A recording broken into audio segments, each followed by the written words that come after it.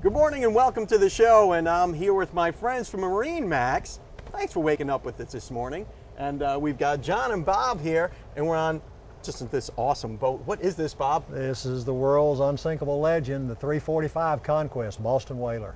This boat does everything, yes, doesn't it does. It even talks to you. Well, maybe not. Well, it does. Now, you know, I had to kick my shoes off because I don't want to get anything dirty on here because it's oh so white like my hat. But Bob, maybe you can show me some of the stuff that this boat does. We can take it out for a spin, maybe? Yeah. Is that okay, John? You have permission. All right, let's get going. Great. So, Bob, what do you say we crank this thing up? Well, Don, they're cranked. Man, you can barely hear them. You've got 900 horsepower back here, and they're running. Man, so oh man. we're ready to go. All right, so let's check it out. Man. All right. Well, Don, this is the 345 Conquest. It's the largest Conquest that Boston Whaler builds. It is absolutely unsinkable, like all of the Boston Whalers. And the great thing about this boat, not only, and we'll see the cabin later, but the helm area that we're standing in is completely climate controlled. You have a reverse cycle, air and heat. And so, you know, a cold day, warm day, whatever it is, you're going to be very comfortable in this boat. Now, one of the distinguishing factors about this particular Conquest is that it has the joystick piloting system. And as you can see, the joystick right here, and we're fixing to leave the dock area, and so I'm just twisting the top of this just a little bit, and you'll see here, and just after a few times of you doing it, you'll be able to do this and dock this boat. And with fuel, you're looking at about a 20,000 pound boat, and it's amazing how easily this boat can be operated. And it's almost like a video game with a toggle switch. It really is. And kids, we've seen 10-year-old kids, because they're so used to toggle switches or joysticks especially. You don't have to do a lot. I mean, it's just a little bit. And as you've already seen, the motors don't do that much movement. It's the props, whatever the computer, the joystick tells the motors to do, and they do it individually. It's really amazing. Now, you've got a full suite here of instruments that I can't even begin to tell you what this some is. of All this touch screen, and I've got chart plotter on the right side and radar on the left. Also, one of the great things about this boat with autopilot and with the Mercury system, you've got what is called skyhook. So I can get out over fish. One of the things that captains have to do if you got currents and winds going on, they've got to stick right there and keep that boat on the spot. Well, all I've got to do is mash a button on this right here. It says Skyhook. I can mash that button, and this boat will connect with GPS and with a satellite and keep you right there on the spot. And just keep you right over the fish where you need to be. It's amazing. That is great. Listen, come over here and see how easy this is. Well, let me see if I can. I want you to try that joystick. I am literally going to take this for a spin. If you want to spin the boat, what would you do? Well, I don't know. Normally you'd go like that, but yeah, you don't even touch the steering wheel. So I just twist this. Just twist the top of it.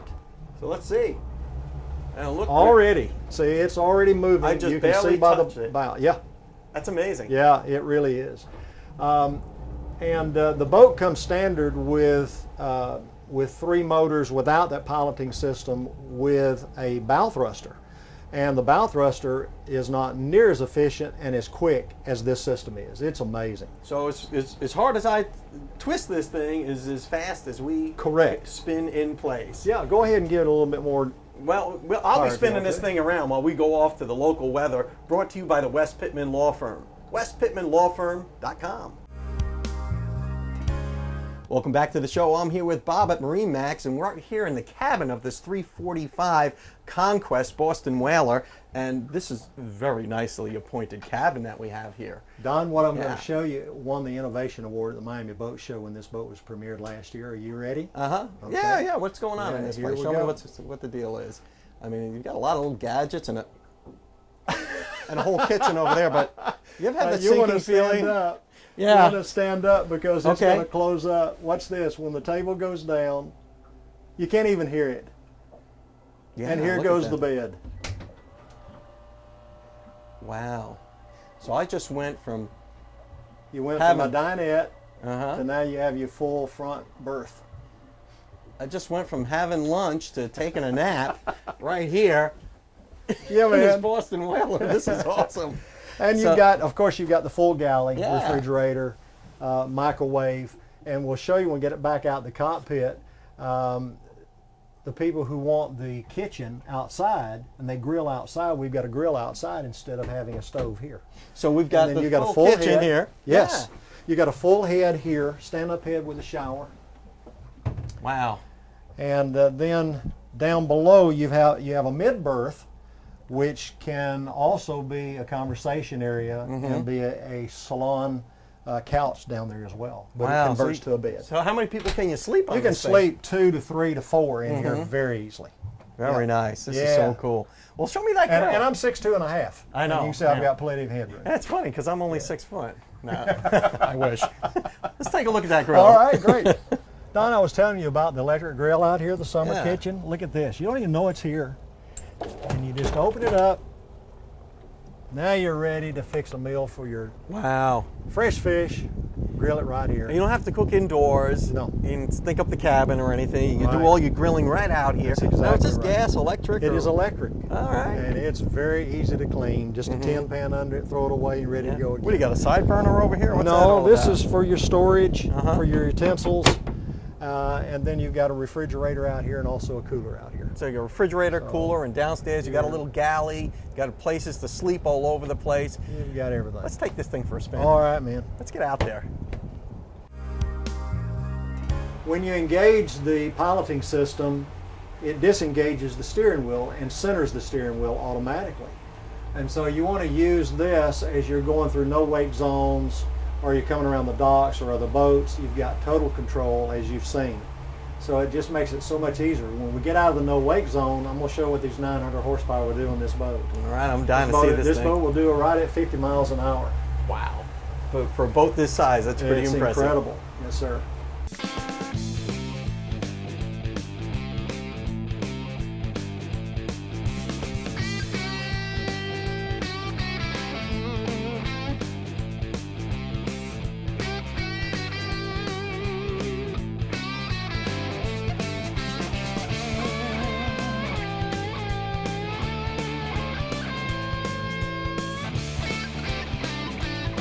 Look at this.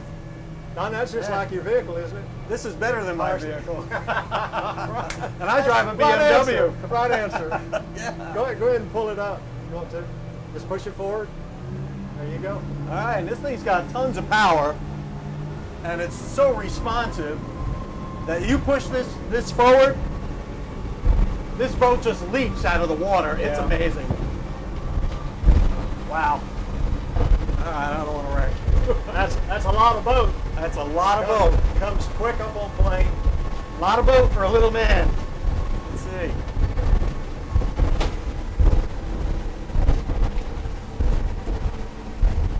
Let's slow her down a little bit. Now you can turn around. And I'm go getting back really nervous. fast if you want to. Yeah. Let's turn it. Hang on, Jeff. We're making a turn.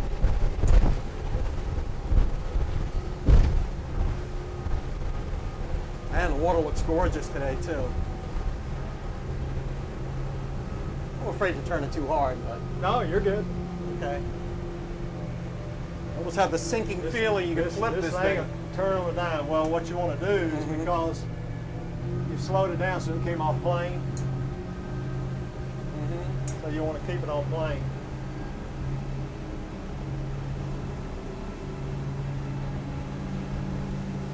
Just amazing stuff. If you want to turn it back in, you can back in. One good thing too about your SmartCraft vessel view here, you know exactly how much fuel you're burning at any one time. So you can find the sweet spot.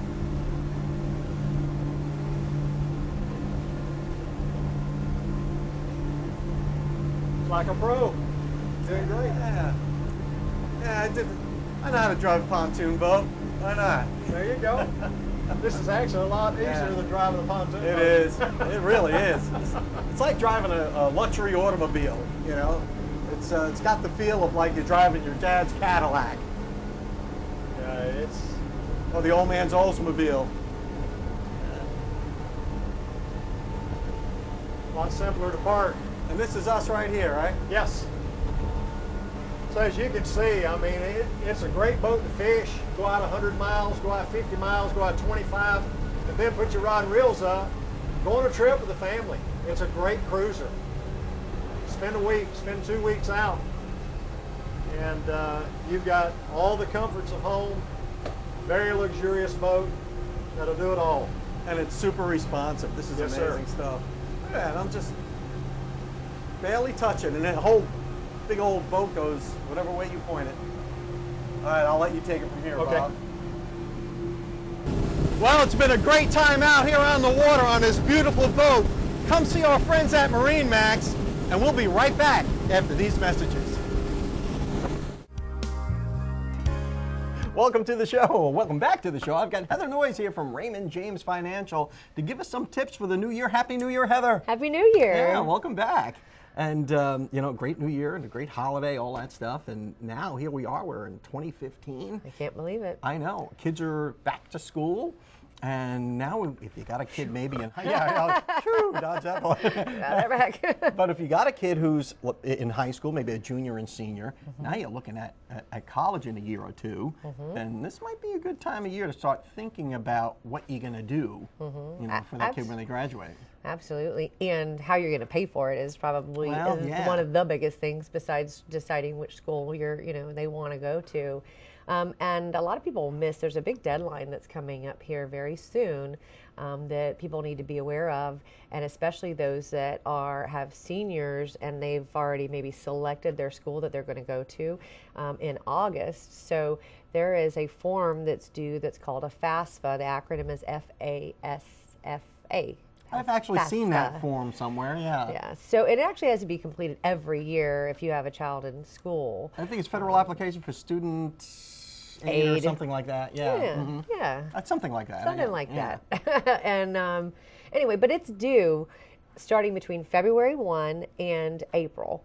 Wow. So you can't do it before January 1, but you can do, but basically what it does is takes an assessment of the parent's financial situation, income, assets, interest, and those types of things, as well as the child's financial situation from the previous year. And it's funny, if your kid doesn't have a good high school guidance counselor, how would you even know all this stuff? That's true. Yeah, That's true. Luckily, knock on wood, we had a wonderful counselor for our son, but if you don't, you really got to find this stuff out on your own. Right. We didn't have a wonderful counselor, but we had a wonderful school that we had found. And anyway, so getting those documents in early. Now, the reason why you want to get them in early is those are used to determine some of the federal aid that's handed out, like a Pell Grant. A Pell Grant is something that's given by the U.S. government that does not have to be repaid.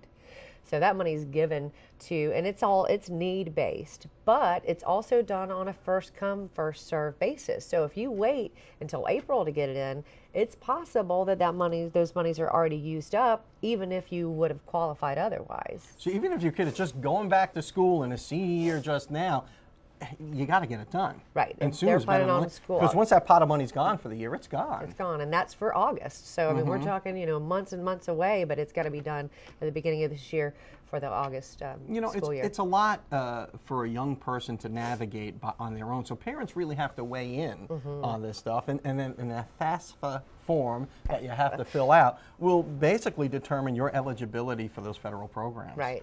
And there's another form that's used on a college level called a CSS, and it's a little bit more detailed that the colleges will use to give out their scholarships, primarily their need-based scholarships. But maybe you don't qualify for need-based scholarships at all. The FAFSA is still used to determine your eligibility for a subsidized or a non-subsidized Stafford loan. So where a child can borrow money from the government, and if it's subsidized, they don't pay any interest on that money until after they've 6 months after they're out of college.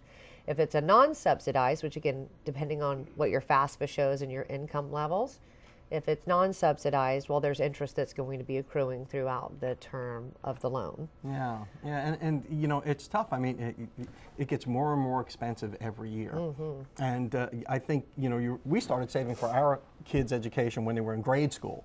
Like I think kindergarten, we did a little something. But I think a common pitfall for people is waiting to the last minute. You don't wait till your senior year to say, oh, geez, I got college coming along. I mean, start thinking about it now. I mean, if you have a kid who's in high school now, yes, February to, what did you say, April, you want to get that FAFSA form done. But even if you have a kid in grade school, you should start thinking about saving. Absolutely, you should think about saving. I mean, we've been saving for our children since they were born, actually. So a little at a time. It doesn't have to be huge sums of money, but you can start when your children are born and start setting aside a little bit of money all along. And great gifts, you know, when Christmas comes along or birthdays, the parents maybe or grandparents can give the kids, here's, you know, they always have too many things, you know, and then put some money into their education account as well. Always a good gift and good thoughts for the new year. Heather Noyes from Raymond James Financial. Thanks for that sage advice. And we'll be right back after these messages. Welcome back to the show. I'd like to introduce a new segment to you called Your Family Budget, featuring Dan Hines from Hines Coaching. Dan, welcome to the show. Thank you very much, Don. So happy to have you on because, you know, we get financial advice. We even get pet advice. Oh, yeah. But, you know, we get all kinds of advice on this show. But what we don't get is advice on the family budget. Yes. How do we allocate our limited resources properly to ensure that we have, you know, a bright future? Right. That's a great question. A lot of families are dealing with that. And especially since it's a new year, there are 3 things that you can really do to get started. The first is that you want to have a goal. What do you want to do this year with your money? And you don't want to try to do everything with your money at the same time because you'll get overwhelmed. It's too high of a bar to get started. The second is you do want to start budgeting. And I know a lot of people, they hear that B word and it's a tough pill to swallow. Yeah, but you know, it's a plan for your money. Every month you want to plan what you want to do that month with your money. Now, the reason a lot of people fail at budgeting is they don't put a lot of fun into their budget. A lot of exercise programs and even diets, they'll either have a cheat day or a rest day or somewhere that your willpower can kind of take a rest. Same thing with your money is if you're not putting a little bit of fun into your month, then you're probably going to fail. So you should really actually budget for entertainment as well. Oh, yeah. Well, in budgeting, a lot of people think, well, I can't have any fun. And that's just not true. Instead, let's say, well, February. We'll start with February and say, okay, our family's going to make $4,000 this month in February. You give every dollar a name and a mission before that month starts. That way, as February happens, you've got a plan. A little bit goes towards retirement, paying off some debt, having some fun, paying the bills, and so forth. And that way, if you stay under budget, you're living within your means, and you're not putting anything on a credit card either. And being able to save. Yes. You know, my wife is the queen of budgeting. Good. She is. I mean, even when we were dating, she had an envelope system. This is 100 years ago. Oh, of course, yeah. Oh, yeah. And that's a great thing. And you'll is find there merit to that? Having envelopes and just sticking cash in there? And you know, I've had clients that do both. Is that they love the cash envelope system, and I've had clients that, you know, they love Mint.com that has a great app and a great budgeting software where they use that as their cash. Mint.com. Yes, it's free. It's the same people who do TurboTax and Quicken and QuickBooks, and you can pull it up on your phone before you walk into the grocery store and say, oh, I've only got $50 left in my grocery budget. That's how much I can spend in this trip with the store. But, you know, with married couples, you brought up a great point, is that sometimes one of you is going to be more better with the money than someone else. And that's why step 1, having a goal with your spouse is important. Because if you guys don't agree on what you want to do with your money, it's probably going to fall apart. You know what I've found, Dan, is that, you know, at least in my experience, you spend up to what you earn. Yes. And, I mean, whatever you earn, you spend that, and sometimes a little more. Well, unfortunately, and that happens. And a lot of times it's not our fault either. Emergency, something breaks on the car, something breaks in the house. And so step 3 of that plan this year for your money is try to get $1,000 in an emergency fund. It's just cash, and it just sits there, and it's your little stuff insurance. Because with your budget, you can plan the best we can, but something's going to happen that you can't control or you didn't know was coming. That's true. Something always happens. Yes. I mean, something happens. I remember growing up, one of my mother's favorite expressions was, it's always something. Usually it was with you kids, but I mean, it's always something. But you're right, that goes for your budget too. It's always something. Yeah. Car needs tires, you know, kid needs braces. Yep. You know, trip to the dentist. I mean, who knows? Something happens with the dishwasher, or you need to put new paint on the house. Something's going to happen. And so that's why that little fund is there, so that you can dig out of that rather than putting on a credit card. And that's where a lot of families get stuck in that cycle, is that something happens and they don't have any choice but to put it on a credit card. So how do we get started, Dan? Yes. I mean, say you've been spending up to what you earn all along and maybe a little more. Sure. And now you're watching Dan Hines on TV Yeah. and you're saying, okay, Dan, I got to get my finances under control. Where do we start? Sure. Well, like I said, the 3 steps are to have a goal, to start budgeting, and get that emergency fund started. Now, I'm going to have a workshop here at the end of the month. It's going to be the first Monday of January, and it's going to be a free budgeting workshop. So if you want to come and start to learn the details, I'll have more information on my website about that. And what's your website? It is fixingfamilyfinances.com. Fixingfamilyfinances.com. That's like a tongue twister, Dan Yeah, Hines. it sounds fun. It sounds like a lot of fun, and thank you so much for coming on the show. You're very welcome. And we look forward to having you back next week, and maybe you can give us some more helpful hints on how to, how to Absolutely. use our I'll do resources that. properly. Thank you again, and we'll be not right back. We'll see you next time. Thanks for watching.